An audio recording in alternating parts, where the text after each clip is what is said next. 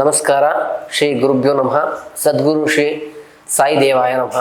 ಕನ್ನಡ ನಾಡಿನ ಸಮಸ್ತ ಜನತೆಗೆ ನಾನು ನಿಮ್ಮ ವಾಸುದೇವನ್ ಮಾಡ್ತಿರೋ ನಮಸ್ಕಾರಗಳು. ನಮ್ಮ ಚಾನಲ್ಗೆ ಸ್ವಾಗತ.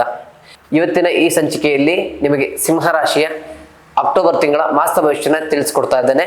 ಬನ್ನಿ ತಿಳಿಯೋಣ. ಇದಕ್ಕಿಂತ ಮುಂಚೆ ನಮ್ಮ ಚಾನಲ್ನ ಲೈಕ್ ಮಾಡಿ ಮತ್ತು ಸಬ್ಸ್ಕ್ರೈಬ್ ಮಾಡಿಕೊಡಿ.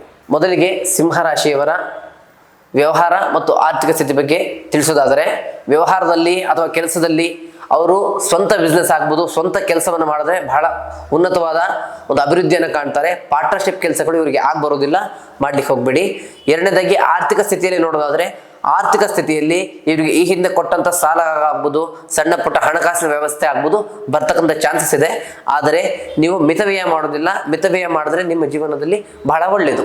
ಪ್ರೇಮ ಮತ್ತು ಕುಟುಂಬದ ವಿಚಾರ ನೋಡೋದಾದ್ರೆ, ಪ್ರೇಮದ ವಿಚಾರದಲ್ಲಿ ಇಬ್ಬರ ನಡುವೆ ಹೊಂದಾಣಿಕೆ ಆಗ್ಬೋದು, ಪ್ರೀತಿ ಪ್ರೇಮ ಹೆಚ್ಚಾಗುತ್ತೆ. ಮತ್ತೆ ಕುಟುಂಬದ ವಿಚಾರಕ್ಕೆ ಬರೋದಾದ್ರೆ, ಕುಟುಂಬದಲ್ಲಿ ಹೊಸ ಅತಿಥಿಯ ಆಗಮನ ಆಗುತ್ತೆ. ಜೊತೆಗೆ ಜೀವನದಲ್ಲಿ ಸಂತೋಷದ ವಾತಾವರಣ ಕ್ರಿಯೇಟ್ ಆಗುತ್ತೆ. ಮತ್ತೆ ಮನೆಯಲ್ಲಿ ಒಂದು ಶುಭ ಕಾರ್ಯಕ್ರಮಕ್ಕೆ, ಶುಭ ವ್ಯವಸ್ಥೆಗಳಿಗಾಗ್ಬೋದು, ಒಂದು ನಾಂದಿ ಆಗ್ತಕ್ಕಂಥ ವ್ಯವಸ್ಥೆ ಹೇಳ್ಬೋದು.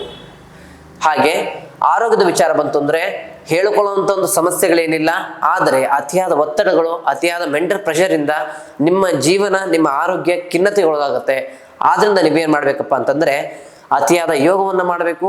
ನಿದ್ದೆಯನ್ನು ಚೆನ್ನಾಗಿ ಮಾಡೋದ್ರಿಂದ ನಿಮ್ಮ ಆರೋಗ್ಯ ಸುಧಾರಣೆ ಕಾಣುತ್ತೆ.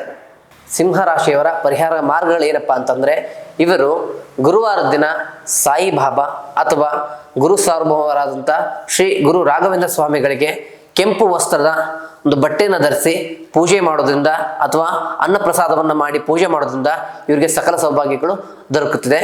ತದನಂತರದಲ್ಲಿ ಒಟ್ಟಾರೆಯಾಗಿ ತಿಳಿಸೋದೇನಂತಂದರೆ, ಇವರು ಈ ರಾಶಿಯ ಎಲ್ಲ ವ್ಯಕ್ತಿಗಳು ಸಾಮಾನ್ಯವಾಗಿ ಬಹಳ ಕೋಪಿಷ್ಠರು, ಬಹಳ ವ್ಯಾಘ್ರರೂಪಿಯಾಗಿ ಇರುವಂಥ ವ್ಯವಸ್ಥೆ. ಯಾಕಂದರೆ ಸಿಂಹರಾಶಿ ಅಂತಂದರೆ ಇವರ ಮೂಲ ವಿಚಾರವೇ ವ್ಯಾಘ್ರ. ಅದನ್ನು ಸ್ವಲ್ಪ ಕಂಟ್ರೋಲ್ ಮಾಡಿಕೊಂಡ್ರೆ ನಿಮ್ಮ ಜೀವನದಲ್ಲಿ ಬಹಳ ಒಳ್ಳೆಯದು. ಸಹನೆ ಅಂತಕ್ಕಂಥದ್ದು ನಿಮ್ಮ ಜೀವನದಲ್ಲಿ ಅತ್ಯಮೂಲ್ಯ. ಇದಾಗಿತ್ತು ಈ ತಿಂಗಳ ಸಿಂಹರಾಶಿಯ ಮಾಸ ಭವಿಷ್ಯ. ಮುಂದಿನ ವಿಡಿಯೋದಲ್ಲಿ ಸಿಗೋಣ. ಧನ್ಯವಾದ.